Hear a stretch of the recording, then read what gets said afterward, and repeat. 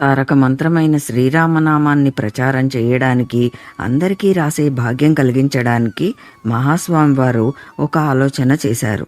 దాని ప్రకారం 1,00,000 సార్లు రామనామాన్ని రాసిన వారికి బంగారు నాణెం, కుంకుమ ఇచ్చేవారు.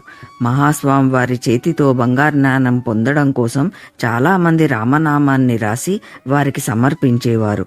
చాలామంది భక్తులు దర్శనానికి వచ్చేటప్పుడు వారు రాసిన పుస్తకాలను తీసుకువచ్చి మహాస్వామి వారికి సమర్పించి బంగారు నాణాన్ని తీసుకునేవారు.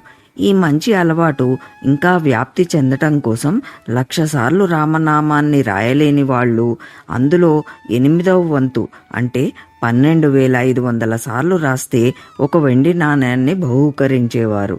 వారు అనుకున్న విధంగానే రామనామం రాసేవారి సంఖ్య రోజు రోజుకు బాగా పెరగసాగింది. మహాస్వామివారి యాత్రా సమయంలో కూడా వారి పరిచారకులు కొన్ని బంగారు, కొన్ని వెండి నాణెములను తీసుకువెళ్ళేవారు. అలా ఒకసారి చెన్నై యాత్రలో సంస్కృత కళాశాలలో మహాస్వామివారు దర్శనం ఇస్తున్నప్పుడు ఒక చిన్న అమ్మాయి వారి వద్దకు వచ్చి మహాస్వామివారికి నమస్కరించి తాను రాసిన రామనామ పుస్తకాన్ని అక్కడ ఉంచి, దయచేసి నాకు ఒక వెండి నాణెం ఇవ్వండి అని అడిగింది. మహాస్వామివారు వెండి నాణ్యాన్ని బహూకరించి నవ్వుతూ, రామనామాన్ని సరిగ్గా రాశావా అని అడిగారు. అవును అని చెప్పి ఆ అమ్మాయి అక్కడి నుంచి పరిగెత్తింది. ఈ సంఘటన ఉదయం జరిగింది.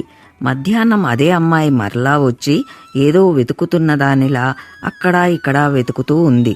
అది మహాస్వామి వారి కంట పడింది. కొద్దిసేపటి తరువాత ఆ అమ్మాయి కళ్ళు ఏడ్చి ఏడ్చి ఎర్రబడ్డాయి. ఇదంతా చూసి మహాస్వామి వారు ఒక పరిచారకుణ్ణి పిలిచి ఆ అమ్మాయిని పిలవమన్నారు. ఆ పిల్ల మహాస్వామి వారి వద్దకు వచ్చి కళ్ళు తుడుచుకుంటూ వారి ముందు నిలబడింది. బంగారు తల్లి, ఎందుకు ఏడుస్తున్నావు?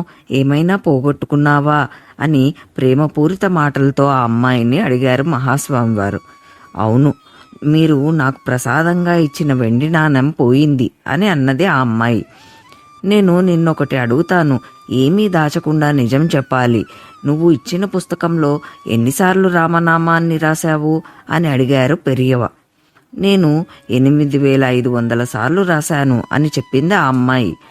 ఓ అలాగా, నీకు తెలియదా? 12,500 సార్లు రాసిన వారికే వెండి నాణెం ఇస్తానని అని అన్నారు మహాస్వామి. అప్పుడు ఆ అమ్మాయి గట్టిగా ఏడుస్తూ, నాకు తెలుసు పెరియవా, నేను మీతో అబద్ధమాడాను. మీరు ఇచ్చే వెండి నాణెం కోసం నేను చేసింది తప్పే, నన్ను క్షమించండి అని భోరున విలపించింది.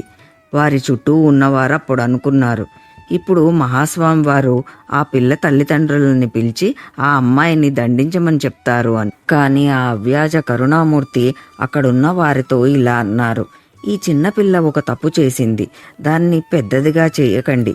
ఇప్పుడు ఇక్కడున్న మీరందరూ ఇక్కడే కూర్చొని మిగిలిన 4,000 సార్లు రామనామాన్ని వ్రాయండి అని అన్నారు. ఇది విన్న వెంటనే అక్కడున్న వారందరూ పులకించిపోయారు. ఎందుకంటే దానికి 2 కారణాలున్నాయి. ఒకటి, చిన్నవారిపై మహాస్వామివారి అపారమైన కరుణని, ప్రేమని, క్షమాగుణాన్ని కన్నులారా చూడగలగటం. రెండవది, మహాస్వామివారి సమక్షంలో రామనామం రాయగలిగే అదృష్టం కలగడం. అపూర్వమైన ఈ అవకాశం దొరకడంతో అక్కడున్న వారందరూ సంతోషంతో రామనామాన్ని పూర్తి చేసి మహాస్వామివారికి సమర్పించారు. మహాస్వామివారు ఆ పాపని పిలిచి, నేను ఇచ్చిన వెండి నాణెం పోయిందని దిగులు పడుతున్నావు కదూ, ఇప్పుడు నేను నీకు ఒక బంగారు నాణెం ఇస్తాను, జాగ్రత్తగా ఉంచుకో అని ఆశీర్వదించి ఒక బంగారు నాణాన్ని ఇచ్చారు. బంగారు నాణెం కంటే ఎన్నో రెట్లు విలువైన మహాస్వామివారి ఆశీర్వాదాన్ని పొందిన ఆ చిట్టి తల్లి ఎంతో అదృష్టవంతురాలు.